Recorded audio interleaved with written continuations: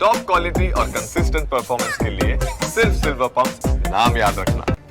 તો આ તરફ અમદાવાદની સ્કૂલને પણ બોમ્બથી ઉડાવી દેવાની ધમકી આપવામાં આવી છે। અગાઉ વડોદરાની સ્કૂલોને બોમ્બથી ઉડાવવાની ધમકી આપી હતી અને ફરી ત્યારબાદ અમદાવાદની સ્કૂલોને પણ ધમકી આપવામાં આવી। 7 સ્કૂલને બોમ્બથી ઉડાવી દેવાની ધમકી ભર્યો ઈમેલ મળ્યો। નવરંગપુરાની Sant Kabir school, tulip international school, કૃષ્ણનગરની સિલ્વર બેલ સ્કૂલ, અંકુર સ્કૂલને પણ ધમકી મળી છે। તો સેટેલાઇટની એવન સ્કૂલ, મકરબાની DAV સ્કૂલને પણ ધમકી મળી, જ્યાં આગળ ડ્રાઇવ ઇન રોડ પર આવેલી એશિયા સ્કૂલને પણ ધમકી આપી છે। પોલીસ અને બોમ્બ સ્ક્વોડ દ્વારા તપાસ પણ શરૂ થઈ। SOGની ટીમ અને BDDSની ટીમે પણ શાળાઓમાં ચેકિંગ હાથ ધર્યું છે। સામાન્ય રીતે ડર ફેલાવવા માટે આવા મેલ કરવામાં આવતા હોય છે। અમદાવાદની પણ વિવિધ સ્કૂલોને અત્યારે બોમ્બથી ઉડાવી દેવાની ધમકી મળી છે અને 7 જેટલી શાળાઓ અમદાવાદની કે જેને પણ બોમ્બથી ઉડાવવાનો ધમકી ભર્યો મેલ મળતા તંત્ર દ્વારા પણ અત્યારે તપાસ હાથ ધરાઈ છે। ડોગ સ્ક્વોડ અને સાથે બોમ્બ સ્ક્વોડ દ્વારા તપાસ શરૂ થઈ।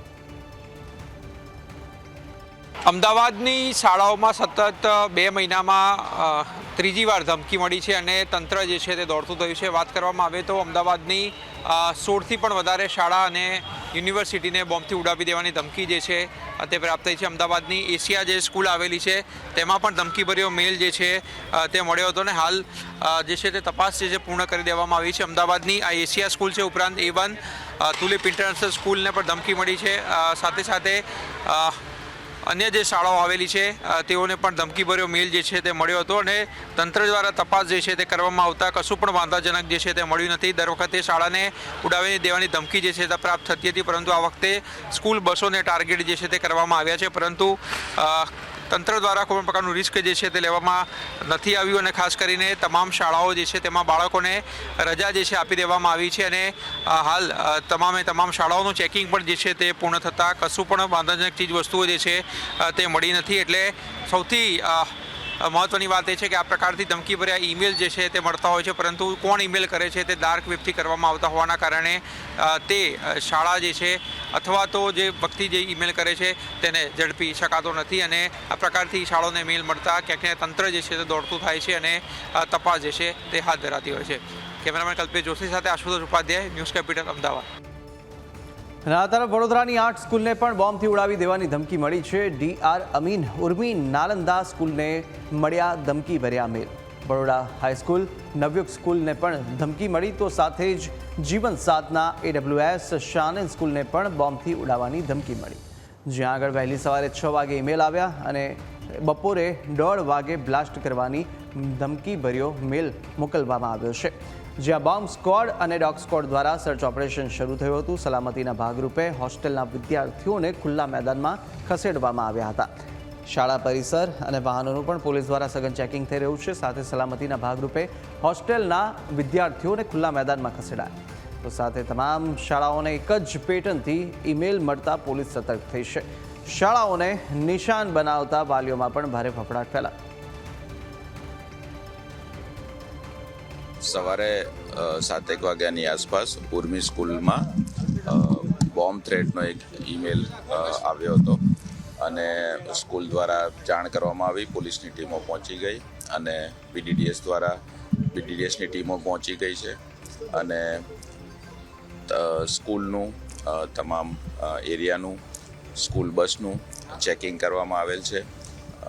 ડોગ ટીમ દ્વારા ચેકિંગ કરવામાં આવેલ છે અને આગળ જે કંઈ પણ એની કાયદેસર કાર્યવાહી કરવાની થશે થ્રેટ ઈમેલ બાબતે, એ બાબતે કાર્યવાહી કરવામાં આવી રહી છે। જુદી જુદી શાળાઓને આ મેલ મળેલો છે। દરેક જગ્યાએ પોલીસ ટીમ મોકલવામાં આવી છે, દરેક જગ્યાએ ચેકિંગ ચાલુ છે અને આની વિગતવાર તપાસ કરવામાં આવશે અને જે કોઈ પણ એના ઓરિજિનેટર હશે એ બાબતે સાયબર ટીમ દ્વારા હાલ તપાસ હાલ અમારી પાસે જે માહિતી છે એમાં અમારી ઉર્મી સ્કૂલ છે, નવયુગ સ્કૂલ છે, શેનન સ્કૂલ છે અને જીવન સાધના સ્કૂલ, આટલી સ્કૂલ વિશે હાલ પ્રાઇમરી ફેઝમાં અમારી પાસે। તો વડોદરા અમદાવાદની સ્કૂલને ધમકી મામલે આ તરફ ગૃહ રાજ્યમંત્રી હર્ષ સંઘવીએ નિવેદન આપ્યું છે। બોમ્બની ધમકીઓ અંગે DGPને સૂચનાઓ આપી હોવાનું હર્ષ સંઘવીએ જણાવ્યું છે। અમદાવાદ વડોદરામાં મળેલી ધમકીને લઈ અને તપાસ ચાલી રહી છે। સાથે બંને શહેરના પોલીસ કમિશનર આ અંગે તપાસ કરી રહ્યા છે।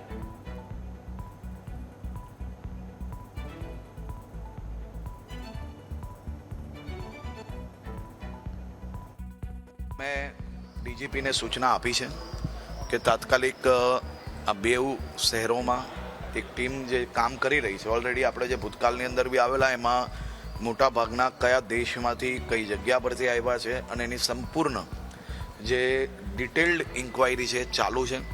અને આ બેઉ શહેરમાં બી હમણાં જ પોલીસ કમિશનરો પોતે આ બાબતની ચિંતા કરી રહ્યા છે. અમદાવાદ વડોદરાની શાળાઓમાં બોમ્બની ધમકી અને બોમ્બની ધમકી મામલે શિક્ષણ મંત્રી રીવાબા જાડેજાએ પણ નિવેદન આપ્યું છે. આ તરફ ધમકી આપનાર તત્વો સામે સરકાર એક્શન લેવાની છે અને સાથે જ શાળાઓમાં મળેલી ધમકીથી વાલીઓ અને તંત્રમાં ફફડાટ છે, તો સાથે વિદ્યાર્થીઓની સલામતી માટે શિક્ષણ વિભાગ અને સરકાર પણ સજ્જ હોવાનું જણાવ્યું. ભયનું વાતાવરણ ફેલાવનારા સામે કડકમાં કડક કાર્યવાહી પણ થવાની છે તેમ જણાવ્યું. ગુજરાત સરકાર અને શિક્ષણ વિભાગ દ્વારા તપાસ તેજ થઈ છે અને ગભરાટ ફેલાવનારા અસામાજિક તત્વોને સરકાર બક્ષશે નહીં તેમ પણ સ્પષ્ટ સૂચના અને સાથે ચેતવણી આપી. સરકાર ખૂબ જ ગંભીરતાથી આ વિષય ઉપર વિચારી રહી છે અને એક્શન પણ લઈ રહી છે કે જ્યારે સ્કૂલમાં આ પ્રકારની અને સ્કૂલ કરતાં કોઈ પણ જગ્યાએ આ પ્રકારની જ્યારે થ્રેટનિંગ વોર્નિંગ મળતી હોય છે અથવા તો કોઈ મેલ દ્વારા એને પ્રોવોક કરવામાં આવે છે, ત્યારે સતત અત્યારે અમારા શિક્ષણ વિભાગ અને ગુજરાત સરકાર દ્વારા એની જાંચ પડતાલ થઈ રહી છે અને કડકમાં કડક એક્શન જે કોઈ આ દુષ્પ્રવૃત્તિઓ સાથે સંકળાયેલું હશે એના માટે સરકાર કોઈ પણ બાંધછોડ કરવા રેડી નથી અને કડકમાં કડક એક્શન લઈ અને એક સલામતી સૂચકતા રૂપે જળવાય એનો સતત પ્રયત્ન કરી રહી છે.